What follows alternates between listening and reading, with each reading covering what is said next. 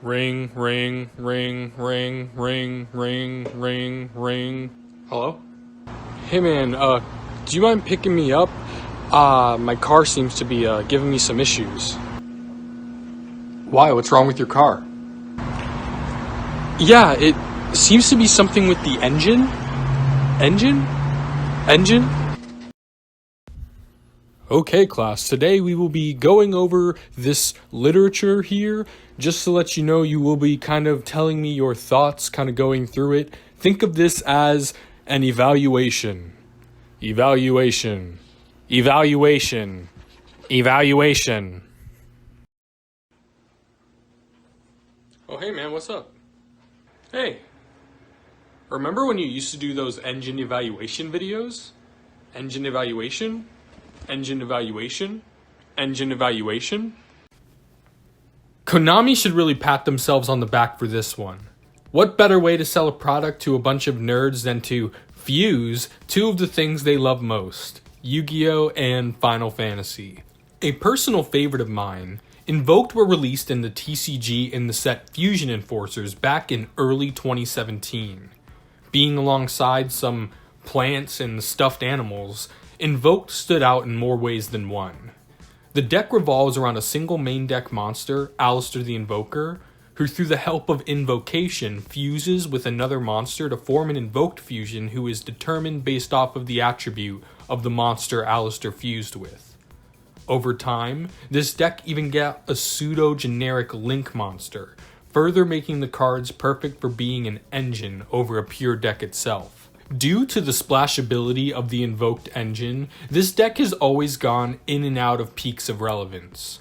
With the release of the new Shaddoll structure deck in February of 2020, the Invoked have gained their most recent resurgence in popularity.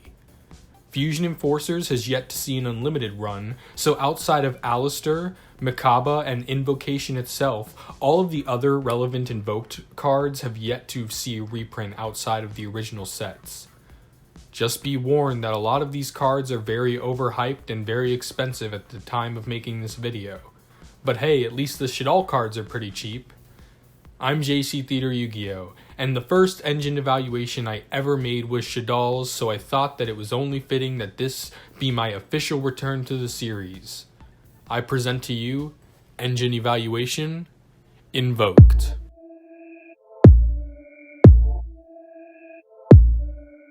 The Invoked engine usually consists of the following main deck cards: 1 to 3 of the one previously mentioned main deck monster, 3 of the field spell, 2 copies of the fusion spell, and 3 copies of the best fusion spell. Alistair the Invoker is one half of all of your invoked fusions, requiring him and one monster of a specific attribute in order to bring out the corresponding fusion. His effect is that you can quick effect discard him to have one fusion monster you control gain 1000 attack until the end of the turn. His true power, however, lies in when he is normal summoned, for when he hits the field, he adds an invocation, this engine's fusion spell, from your deck to your hand. Magical Meltdown is the field spell card that lets you search an Alistair from your deck when it's activated. This also allows for your cards with effects that fusion summon to not be negated, nor can an opponent's cards and effects activate when the monster is fusion summoned. This level of protection definitely helps you bring out your invoked monsters, but the added bonus of searchability is what makes this card shine. Invocation is the fusion spell of the archetype. This card allows you to fusion summon any monster using materials from your hand. The unique part about this card, however, is that if you are fusion summoning an invoked monster, you can also banish materials from either player's graveyards as well. To top it all off, you can shuffle this card back into the deck from your graveyard in order to add a banished Alistair back to your hand, giving it good recyclability. Due to its ability to use an opponent's card in their graveyard, the variety of hand traps and all the other different attributes in the game leads this engine to have a much larger pool of potential fusion summons. In formats where many hand traps are main decked, this engine sees quite a lot of versatility. Being searchable, this card is best kept at 2 copies as to make the engine as minimally invasive as possible in the deck you're running it in. The final 3 cards I find to be mandatory in an invoked build is Super Polymerization. This engine works with any attribute, so whenever you have fusions with a semi-generic target, you want to use Super Poly since it allows you to use your opponent's monsters as well. Some honorable mentions to the main deck engine is Terraforming, who can search out your Magical Meltdown to add even more consistent ways to get Alistair. Book of the Law, which is this archetype's version of the Masked Hero card form change. It lets you basically swap out an Invoked you have for another of a different type, which is relatively niche and not the best option. And Omega Summon, which is a very slow dimensional fusion that is a trap card and specifically restricted to Invoked monsters, which is just the fusions. There are 7 Invoked fusion monsters, 6 of which being based off of the 6 different attributes. All of these fusions require 1 Alistair the Invoker and 1 monster of their corresponding attribute as materials, the 7th being a rarely used boss monster of the deck. Because of this, you could decide which Invoked monsters to run based off of the archetype you're using in tandem with the Invoked engine, as well as seeing what, if any, attributes are being heavily used by your opponents in the metagame at the time. Invoked Kalika is the level 4 Dark Beast fusion with 1000 attack and 1800 defense. This monster has a stun effect where once a player's effect monster attempts to activate a monster effect, none of that player's monsters can activate effects for the rest of their turn. Additionally, he only allows 1 monster to attack per battle phase. There have been plays with him being a potential material for a rank 4 and decks able to run it, but for the most part, Kalika is an interesting stun option for a deck with enough darks to warrant its use. Additionally, since dark monsters are often included in powerful archetypes, you may consider running it in formats where darks see a lot of representation. If you have the extra main deck space, it's even possible to make this by just using 2 Alistairs as the materials as well, giving this one a bonus of being more techable than some of the other fusion choices. Invoked Reijin is the level 5 Wind Warrior fusion with 2200 attack and 2400 defense. His effect allows him to flip 1 face-up monster to face-down defense position once during either player's turn. His most widely used application is as an instant fusion target. Reijin can target himself with his own effect, resulting in him evading the drawback of him being destroyed during the end phase by instant fusion's effect. With a 2400 defense, it's a pretty beefy monster anyways, which will help let it survive for more turns to start targeting your opponent's monsters. He is usually summoned either this way, or can even be summoned using an Alistair and a Drollin Lockbird from either you or your opponent. The level 6 Water Dragon fusion is Invoked Casitas, who has 1800 attack and a big old 2900 defense. Not only is this guy immune to your opponent's destruction effects, but it is also untargetable by your opponent's card effects as well. Then it gets an honorary super heavy effect of being able to attack while in defense position, but you still use its attack when doing so. This is an interesting dragon who may be decent depending on whether certain decks it faces focus more on effect destruction than battle-oriented destruction. Though there are a few alternative means to get this guy off the field, the usual route would be to summon a 3000 attack monster to run it over, which may be difficult for some decks to accomplish.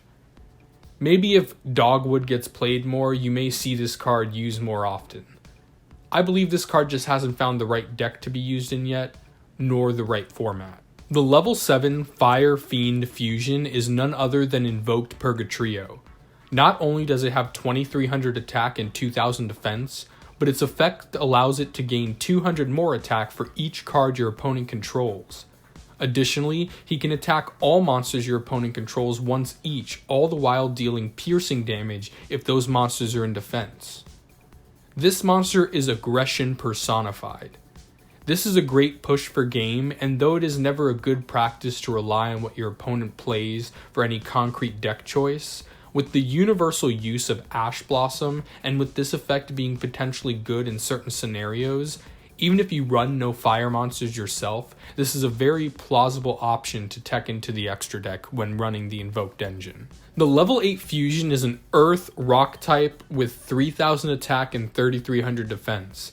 Invoked Magellanica? Man, I thought Casitas was hard to say. is a non-effect fusion monster. His only purpose is that he's big, with a lack of many earth monsters played in the meta aside from Pankratops, and due to it lacking an effect, this card does not get the JC Theater Yu-Gi-Oh! Seal of approval. Maybe run it to get rid of your opponent's block dragon in the grave if it happens to be there on your turn, but DD Crow would probably be a better option if that's your entire purpose with using this card. As a stark contrast to our big rock buddy, Invoked Makabe is the level 9 light machine fusion. With its respectable 2500-2100 stat line, Makabe's effect is what makes it the most widely used and irrefutably the strongest of all of the invoked monsters. Once per either player's turn, when your opponent activates a spell, trap, or monster effect, you can discard a card with that corresponding card type in order to negate and banish that card. This monster's negation capabilities are versatile, and coupled with a decent attack, Makabe is definitely a reason for some to run the Invoked engine in the first place. If anything, run a few Effect Veilers in the main deck to ensure its summon. You won't regret it. Invoked Elysium is the boss monster fusion of the deck. It has a staggering 4,000 defense backing up a great 3,200 attack. Though its printed attribute is light, this thing's effect makes it to where it's also dark, fire, water, wind, and earth as well.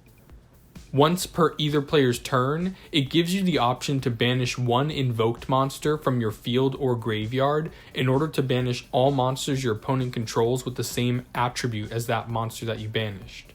Requiring one invoked fusion monster and a monster special summon from the extra deck, this may be a decent tech choice if you have the room and need to get over a lot of extra deck monsters with super polymerization. The final invoked extra deck monster is none other than the Link 2 Dark Spellcaster, Alistair the Invoker of Madness. Requiring two monsters with different types and attributes as material, he treats himself as the OG Alistair while on the field or in the graveyard. If a monster is fusion summoned while he's on the field, you can discard a card in order to add one invocation or Book of the Law from your deck to your hand. If he ever leaves the field because of an opponent's card effect, you can add one Omega Summon from your deck to your hand. The power in his effect is that he can be the Alistair material for a fusion once in the grave, and can search invocation without using your normal summon on the original Alistair. This card is definitely a nice addition to any deck utilizing the Invoked engine. Some side options for the extra deck are definitely Salamangre Almirage and Security Gardna, which you can do a fun combo where you summon Alistair, search invocation, link it away for Almirage, and then link the Almirage for the Security Gardna. You then use that invocation for a Makabe using the Alistair in the grave and Gardna on the field. Of course, you can think of many other combos like this, but this is just one that's super simple, and all you need is the extra deck in order to pull it off, and of course, an Alistair in hand. The greatest strength in an Invoked engine is the ability to banish an opponent's monster for sometimes quite optimal returns. The main deck and extra deck editions sometimes lead to the engine overtaking the deck they are a part of, and it no longer is a cog in the machine, and instead it's more of a hybrid deck of Invoked and whatever else you're running. The reliance on Alistair's normal summon causes this engine to best work in decks where that normal summon can be given to the engine as opposed to the main archetype of the deck.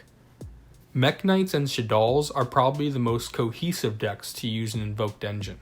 Mech Knights do not require a normal summon and have a lot of light monsters to make Makabe on your own, and Shaddolls are able to use Super Poly and have monsters of varying attributes and follow a similar strategy of fusions involving certain attributes. The Invoked engine not only invites interesting interactions and gives decks a spice of really cool and interesting artwork, but it also lets you call any deck you run it in Invoked, insert name here. I'm JC Theater Yu-Gi-Oh! And this has been another episode of Engine Evaluation Invoked.